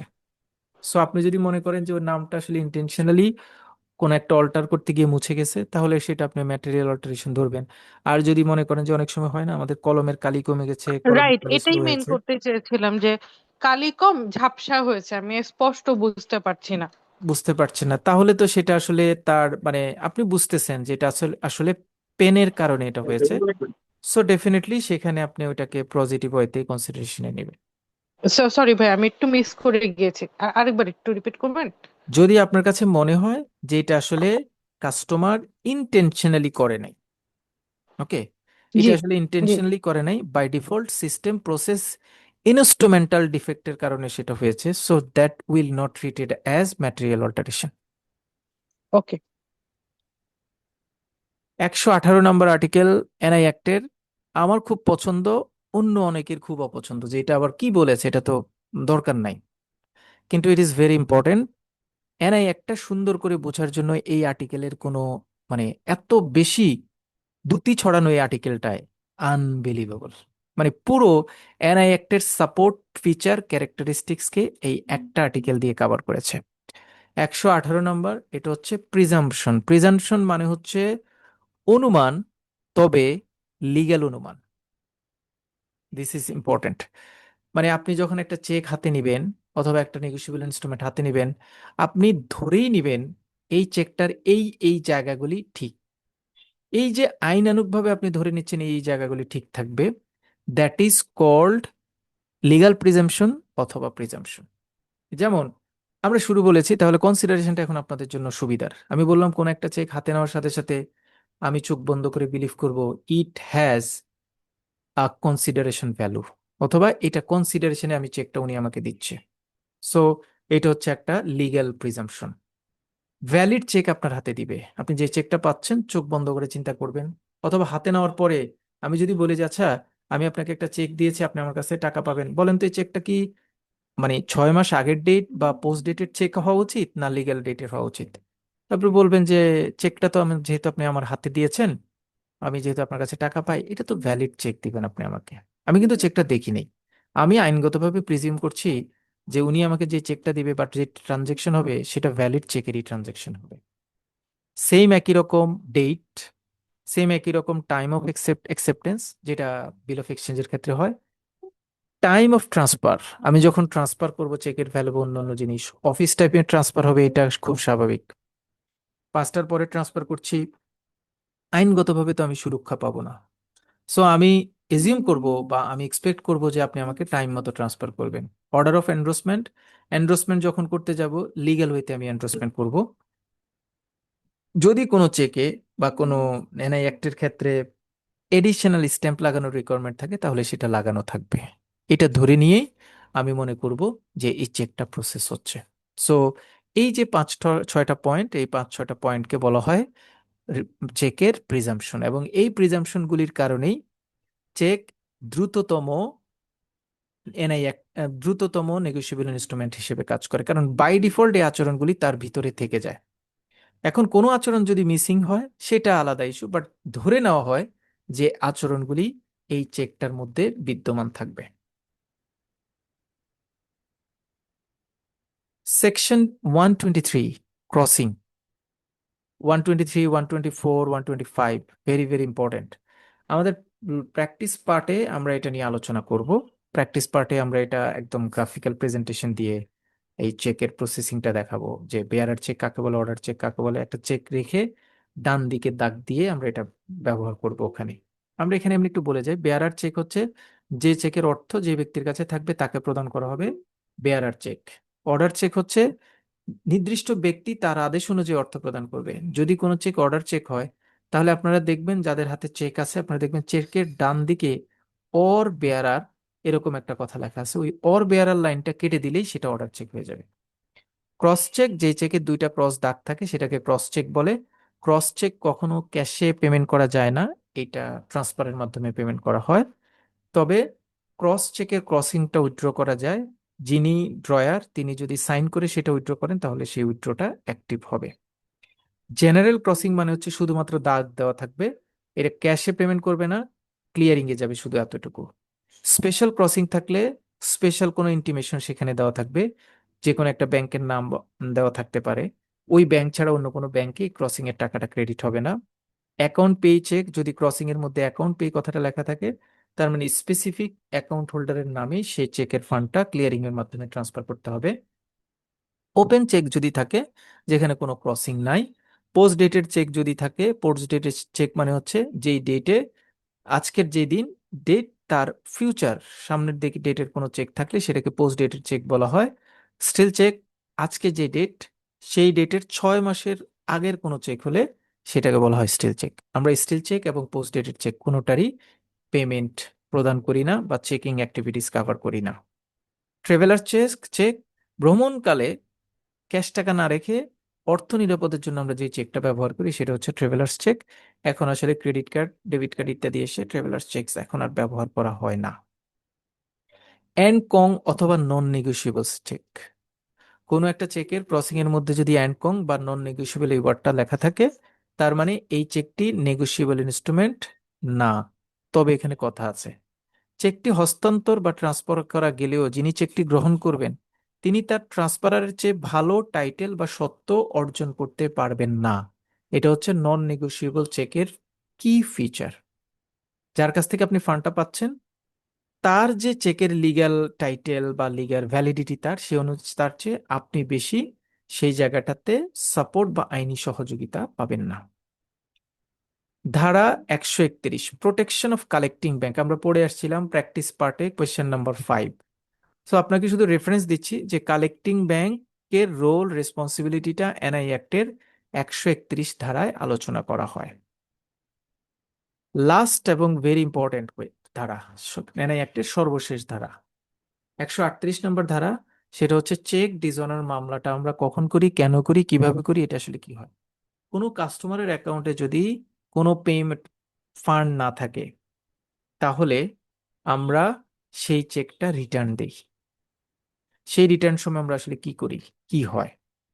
প্রথমে চেকটা ইস্যু হয়, যথাসময়ে ব্যাংকে উপস্থাপন করা হয়েছে, পর্যাপ্ত অর্থের অভাবে ডিসঅনার করা হলো। ডিসঅনার করার সাথে সাথে আমরা তাকে একটা আইনগত নোটিশ প্রদান করি যে আপনার অ্যাকাউন্ট চেক এভাবে ড্র করা হয়েছে এবং এটা ফান্ড ছিল না বলে আমরা সেটা ডিসঅনার করলাম। এটা একটা মেমো ক্রিয়েট করি আমরা, ব্যাংক থেকে করে।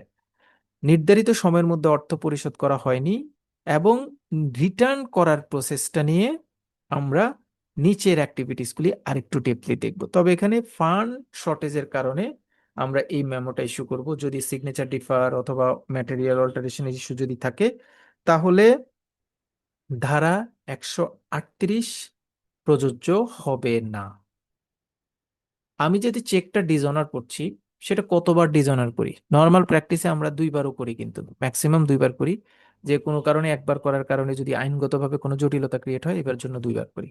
কিন্তু আইনগতভাবে আমি একবার চেক ডিসঅনার করে কিন্তু চেক মামলা করতে পারবো, বাট 2বার করি এটা মেক শিওর হয়ে যে 2বার করেছি, সো তার ফান্ড আসলে জেনুইনলি ছিল না। আমি প্রশ্ন করেছি চেক কতবার ডিসঅনার করতে হবে, মাত্র একবার ডিসঅনার হলেই ধারা 138 প্রযোজ্য হতে পারে। একাধিকবার ডিসঅনার হওয়া বাধ্যতামূলক না, তবে চেকের বৈধতার মেয়াদের মধ্যে পেই চাইলে একই চেক একাধিকবার উপস্থাপন করতে পারে। শেষবার ডিসঅনার হওয়ার পর আইনি প্রক্রিয়া শুরু করা হয়। ডিসঅনার করেছি একবার, 2বার, 3বার, সো আইনি প্রক্রিয়া শুরু হবে লাস্ট বারের পর থেকে। আইনি প্রক্রিয়া কি, আমি ডিসঅনারের একটা নোটিশ দিব কাস্টমারকে। সময়সীমা বর্তমান প্রচলিত নিয়ম অনুযায়ী dishonour bank cheque return memo প্রদান করবে। লিগ্যাল নোটিশ ডিসঅনারের সংবাদ পাওয়ার 30 দিনের মধ্যে ড্রয়ারের নিকট আইনগত নোটিশ প্রদান করবে। লিগ্যাল নোটিশ প্রদান করা হয় যেই দিন আমি চেক রিটার্ন করেছি তার 30 দিনের মধ্যে নোটিশ প্রদান করা হবে। নোটিশের পরবর্তী 30 দিনের মধ্যে ড্রয়ার পেমেন্টটা বা ওই অ্যামাউন্টটা পরিশোধ করতে হবে, তার মানে 60 দিন সময় পাবে। কেস ফাইলিং এই 30 দিনের মধ্যে যদি তিনি ফান্ড না দেন তাহলে যিনি চেকের রিসিভার তিনি এনআই অ্যাক্টে মানে চেক জালিয়াতির মামলা প্রোভাইড করতে পারবেন। সো 60 দিন এমসিকিউর জন্য ইম্পর্টেন্ট, সিঙ্গেল কোয়েশ্চেনের জন্য ইম্পর্টেন্ট এবং এটা পরীক্ষায় প্রায় আসে। New course for LLB, thank you. So finally এই যে এত কষ্ট করে 60 দিন ঘুরিয়ে পেঁচিয়ে টাকা যদি না পায়, আমি যদি চেক ডিসঅনারের মামলা করি, ফাইনাল হয় হচ্ছে চেক ডিসঅনারের মামলায় কেউ যদি দোষী সাব্যস্ত হয়, অর্থাৎ এই 60 দিনে পেমেন্ট যদি না দেয় তাহলে তো আমি মামলা করব। মামলা বিবাদীর বিভিন্ন শুনানির পরে ফাইনাল ডিসিশনটা হবে যে আপনার পানিশমেন্টটা হবে 1 বছরের সর্বোচ্চ জেল হতে পারে। ওয়ার্ডটা সর্বোচ্চ, তার মানে বিচারক ঠিক করবে 6 মাস দিবে, 7 মাস দিবে, 9 মাস দিবে, 8 মাস দিবে, না 1 বছর দিবে, সর্বোচ্চ 1 বছর দিতে পারবে। এবং যেই অর্থটা ক্লেম করা হয়েছে তার চেকের অর্থের 3 গুণ পর্যন্ত জরিমানা দিতে পারে, আবার দুইটাও একত্রে করতে পারে।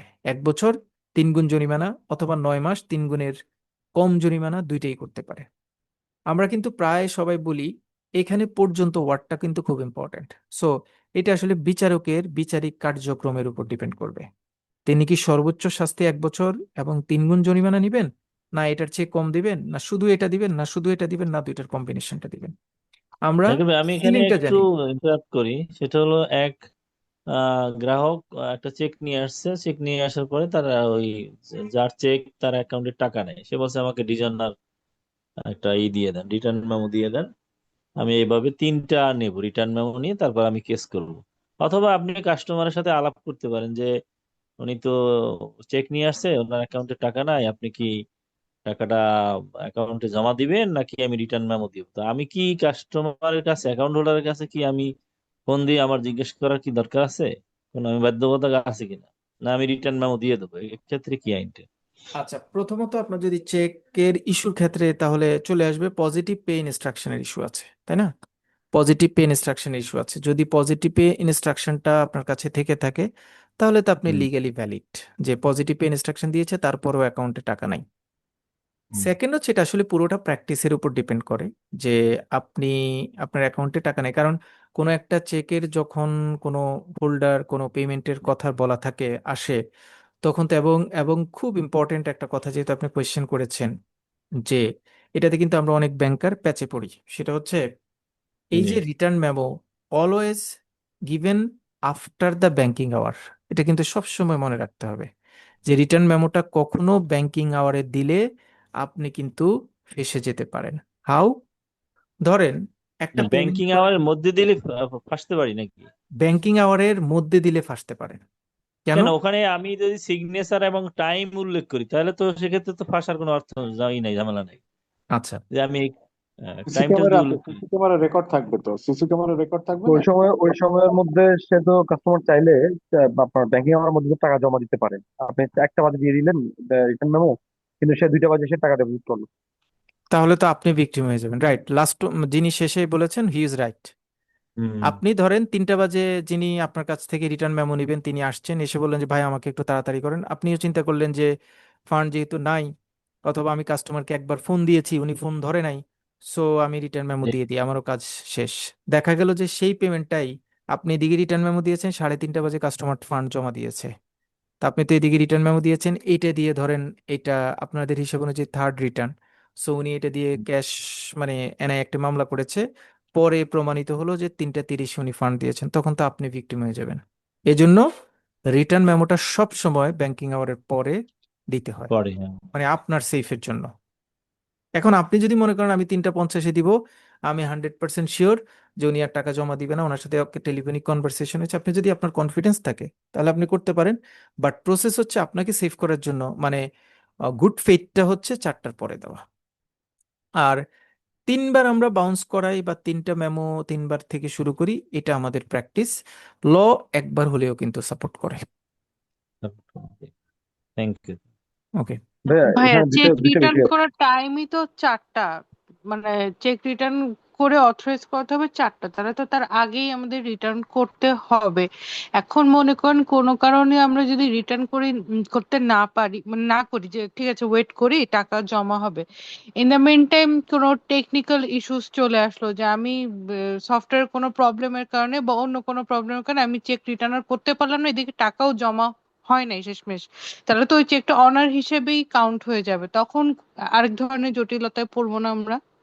না, এইটা সাধারণত খুব বড় জটিলতার সম্মুখীন করে না, যে আপনার, কারণ আমাদের তো বাংলাদেশ ব্যাংক থেকে বিভিন্ন প্যারামিটার এমনি সেট করা থাকে যে আপনি উইদিন টাইমে যদি অনার না করেন এটা অটোমেটেড অনার হয়ে যাবে। ফান্ড যদি অ্যাকাউন্টে না থাকে তাহলে অনার করার কোনো সুযোগ আসলে হয় না। সো অটোমেটিক বিভিন্ন প্যারামিটার আপনাকে অটোমেটিক্যালি সাপোর্ট দিবে। এটা খুব বড় ঝামেলা হবে না, বা ঝামেলা হয় না।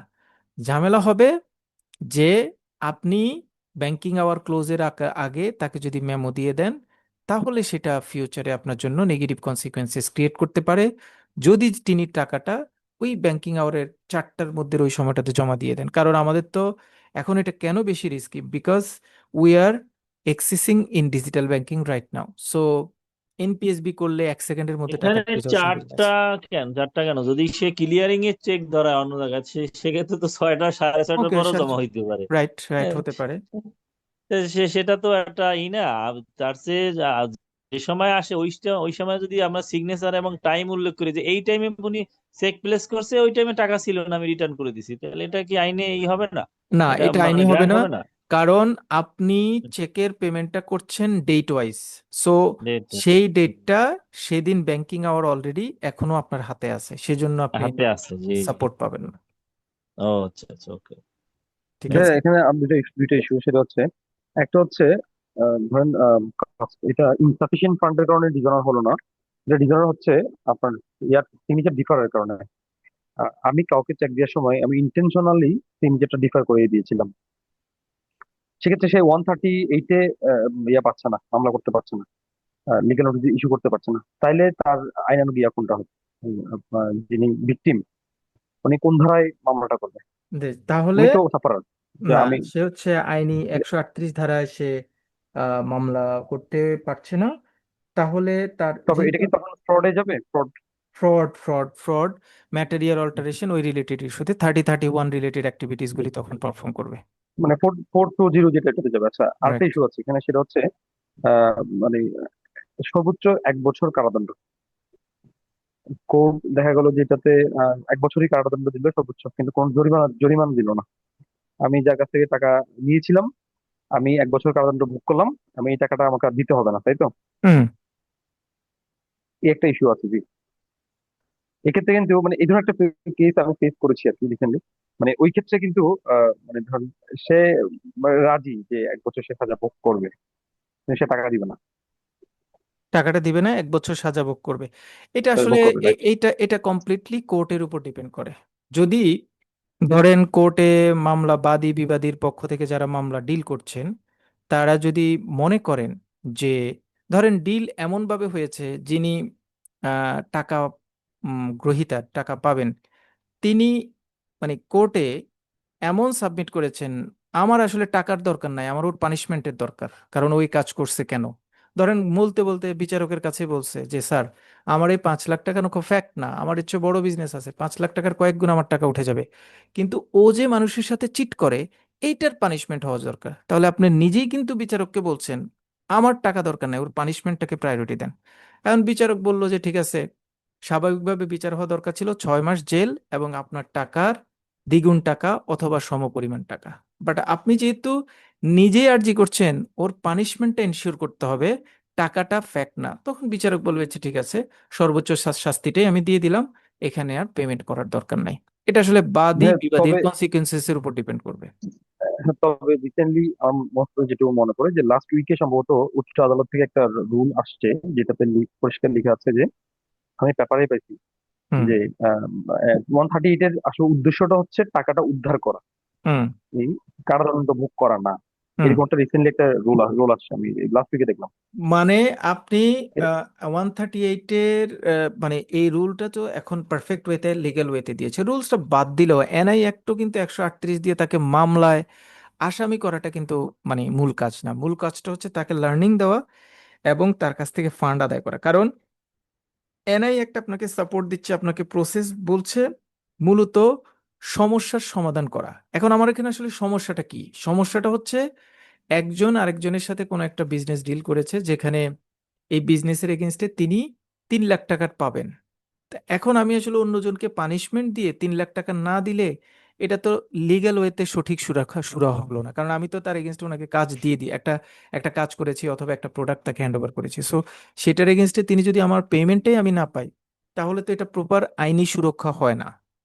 মানে লিগালি যদি আমি যাই, রুলটাকে যদি আমরা বাদও দিই, জি। তাহলেও তো আইনি সুরক্ষা হয় না। এখন এটা করা হয়েছে আসলে, আমরা আরো পরে যখন ওই ডিজিটাল অ্যাক্টটা পড়বো তখন সেখানে দেখব যে এই টাইপের কেস ক্রিয়েট করা হয়েছে, যে ডিজিটাল অ্যাক্টের বিভিন্ন ধারাকে নানাভাবে আমরা আমরা নিজেরা বিকশিত এবং নেগেটিভলি পরিমার্জিত করেছি। তখন ওইটাকেও এই মানে সাইবার সিকিউরিটি অ্যাক্ট 2023-কে কনভার্ট করে অর্ডিন্যান্স করা হয়েছে 2025-এ। এটাও আমরা আসলে ইন্টেনশনে অনেকেই 1 বছরের উপর বা এই শাস্তির দিকে যাচ্ছিলাম, যেটা আসলে মূল স্পিডটা, অ্যাক্টের মূল স্পিডটা নষ্ট করছিল। এবং যেহেতু এনআই অ্যাক্টে এটা ক্লিয়ার করে বলা নাই প্রাধান্য কোনটাকে দিয়েছে বা কোন ইস্যুসটাকে প্রাধান্য দিয়েছে সেটা বলা নেই, এই জন্য ওই রুলটা জারি হয়েছে। এটা কয়েকটা মানে কোইন্সিডেন্ট কিছু ইভেন্ট হয়েছে, দ্যাটস ওয়াই ওই রুলটা জারি হয়েছে। মানে আমি আসলে একটা বিষয় মানে একটু শেয়ার করি আর কি, তো সময় বেশি হয়ে গেছে তারপরও। সেটা হচ্ছে আমি রিসেন্টলি যে বিষয়টা দেখলাম সেটা যিনি ছিল ভিকটিম, হ্যাঁ, এবং যিনি আসামি ছিল, আসামিকে হচ্ছে কোর্ট হচ্ছে ইয়াতে দিল যে 1 বছর সাজা দিয়ে দিল, কারণ কোনো টাকার বেশি আসলো না, সাজা দিয়ে দিল। এখন সে তখন ভিকটিমকে বললো যে আমি 50% টাকা দিব, আপনি যদি এগ্রি হন তাহলে মামলা উঠে নেন, আর না হয় আমি 1 বছর সাজা ভোগ করবো। কারণ 1 বছর সাজা ভোগ করলে আপনি কোনো টাকা পাবেন না। হুম তখন হচ্ছে যে যিনি বাদী ছিল উনি হচ্ছে কনফিউজ হয়ে গেছে এখন কি করবে সে। হয় ফিফটি হুম পার্সেন্ট নিবে, না হলে তো 50% পাবে না, একটা 1 বছর সাজা ভোগ করতে রাজি। হুম এই যে পরে মনে হয় সম্ভবত নেগোসিয়েশন হয়েছে এদের মধ্যে কিছু একটা। হ্যাঁ, হতে পারে, এটা তাদের মিউচুয়াল আন্ডারস্ট্যান্ডিং হতে পারে। হ্যাঁ, এই জন্য কথাটা আসলে এই যে এটা বলা, এই জন্য ওয়ার্ডটা পর্যন্ত ব্যবহার করা, কারণ এটার ভিতরে যে কোনো মানে লিগ্যাল ওয়েতে যে কোনো কনসিকুয়েন্সেস বা আন্ডারস্ট্যান্ডিং দিয়ে কেসটা সমাধান হতে পারে। ঠিক আছে, সো আমরা আসলে এনআই একটা শেষ করতে পেরেছি, আমি শীটটা শেয়ার করে দিব আপনাদের। এখানে আমরা দেখেন সম্পত্তি হস্তান্তর স্যার আইন। আরেকটা প্রশ্ন, ক্যাশ চেকের ক্ষেত্রে ডিজনার দেওয়া যায় কিনা? এ, মানে আমি চেকটা বাউন্স হয়েছে এরকম, হ্যাঁ। মানে সাফিসিয়েন্ট ফান্ড নাই, এটা জি জি।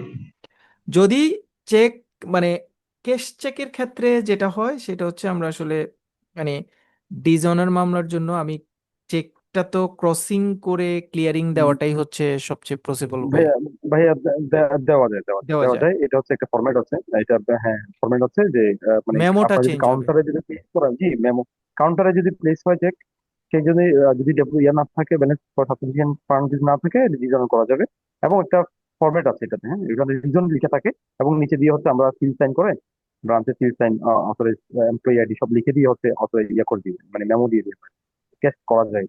তবে এটা ফরম্যাটই আছে ব্যাংকে। প্রসেস হচ্ছে ক্লিয়ারিংটা বেশি অথেন্টিকেটেড, বিকজ এটা আরেকটা ব্যাংকের রেসপন্সটা সেখানে অ্যালাইন থাকে, আর ক্যাশের ক্ষেত্রে তো আপনার নিজের রেসপন্সটা থাকে। এই জন্য ক্যাশটাকে মানে যতটুকু সম্ভব অ্যাভয়েড করা যায়, যদি আপনার প্রসেস আসলে ক্যাশের মধ্য দিয়ে হয় তাহলে করতে পারেন, নো ইস্যুস। ভাইয়া যেটা বললো তখন মেমোটা একটু চেঞ্জ হয়। এইটার ক্ষেত্রে তো ধরেন আপনি টাইমের ভিতরে চলে আসে, তখন ইনস্ট্যান্ট যদি দিতে যাই, পরবর্তীতে যদি আবার টাকা ঢুকে তাহলে তো একটা ঝামেলার মধ্যে পড়ে যাব না? তাহলে আপনি তাকে বলবেন যে আপনার যদি মেমো দরকার হয় তাহলে আই উইল প্রোভাইড আফটার চারটার ব্যাংকিং পরে, আওয়ার। 4টার পরে। হ্যাঁ, okay, thank you. Thank you. তাহলে আমরা শেষ করছি, বাট আমাদের এখানে আমরা এই সম্পত্তি হস্তান্তর আইন থাকবে, মর্গেজের প্রকারভেদ আমরা অ্যাড করেছি এখানে থাকবে, তারপরে আহ ইজারা, ইজারার প্রকারভেদ, তারপরে হচ্ছে আরো ব্যাংক্রাপসি অ্যাক্ট, যেগুলো আপনাদের পরীক্ষা অ্যাজ ইউজুয়াল এগুলি থেকে ল রিলেটেড পরীক্ষা থাকবে, এর বেশি আর থাকবে না। কন্ট্যাক্ট অ্যাক্টের পারফেক্ট ফিচার, তারপরে গ্যারান্টি ডিমিনিটির মধ্যে পার্থক্য, ফাইন্যান্স অ্যাক্ট ভেরি ইম্পর্টেন্ট, আমরা অনেকেই এই কনসেপ্টটা জানি না, সেটা আছে, সেটা একটু মনে রাখতে হবে। বাংলাদেশ ব্যাংক অর্ডার, এটা থেকেও পরীক্ষায় আসে। কোঅর্ডিনেট কাউন্সিল কি কিভাবে কাজ করে এটা আছে। কোম্পানিজ অ্যাক্ট, কোম্পানি অ্যাক্টের ক্ষেত্রে পাবলিক এবং প্রাইভেট লিমিটেড কোম্পানির মধ্যে পার্থক্য, মেমোরেন্ডাম অফ অ্যাসোসিয়েশন এবং আর্টিকেল অফ অ্যাসোসিয়েশনের মধ্যে পার্থক্য important. Foreign exchange regulations act very important for law and practice, এটা খুব ইম্পর্টেন্ট, এটার বিভিন্ন সেকশনগুলি নিয়ে সম্মুখ ধারণা নেওয়া। মানি লন্ডারিং প্রিভেনশন অ্যাক্ট এবারের পরীক্ষার জন্য খুব ইম্পর্টেন্ট, এটা কি কি পানিশমেন্ট আছে এবং এটা আসলে সম্মুখভাবে কিভাবে কাজ করে সেটা। তারপরে হচ্ছে ব্যাংক কোম্পানি অ্যাক্ট, যেটা সবচেয়ে ইম্পর্টেন্ট, এটার যে যে রেগুলেশনসগুলি যেগুলি আমাদের বেশি ভালো করে মনে রাখতে হবে, স্পেশালি অনেকগুলি ব্যাংকে একত্রে অ্যামালগেশনের ক্ষেত্রে নিয়ম কি, সিআরআর এসএলআর, সেকশন নাম্বার 27, কোনো একজন ডিরেক্টর লোন এবং অ্যাডভান্স নেওয়ার ক্ষেত্রে কি কি নিয়ম রয়েছে, paid of capital, CRR SLR ক্ষেত্রে কি নিয়ম রয়েছে, এটা ভেরি ভেরি ইম্পর্টেন্ট আপনাদের পরীক্ষার জন্য, এখান থেকে পরীক্ষায় কোয়েশ্চেন থাকেই। সো ব্যাংক কোম্পানি অ্যাক্টের বাহিরে আমরা আইসিটি অ্যাক্ট 2006 নিয়ে হালকা ধারণা নিব, তারপরে সাইবার সিকিউরিটি অ্যাক্ট 2023 যেটা এখন অবসোলেট, এবং সর্বশেষ যেটা সাইবার সিকিউরিটি সুরক্ষা অধ্যাদেশ 2025 হয়েছে, সেটা নিয়ে পরীক্ষায় প্রশ্ন আসতে পারে। স্ট্যাম্প অ্যাক্ট হালকা একটু ধারণা নিলে হবে। সোফার মাই কনসার্ন আমরা নেক্সট উইকেই এটা পুরোটা শেষ করে ফেলতে পারবো, সো নেক্সট উইকে আমরা লটা শেষ করে ফেলবো ইনশাল্লাহ। এবং আমি শিটটা বাংলা ইংরেজি দুইটা শিটে আপনাদেরকে দিয়ে দিব, এটা ফাইনালি প্রিন্ট করে নিতে পারেন, তাহলে লয়ের পার্টটা আপনাদের কাভার হয়ে যাবে। সাজেশনে লয়ের এই কোয়েশ্চেনগুলি আমি অ্যাড করব, এর চেয়ে বেশি কোয়েশ্চেন মোটামুটি আপনাদের পড়তে হবে না ল পার্টের জন্য। থ্যাংক ইউ সো মাচ যারা খুব লম্বা সময় ধরে আমাদের সাথে ক্লাসে ছিলেন। আসসালামু আলাইকুম।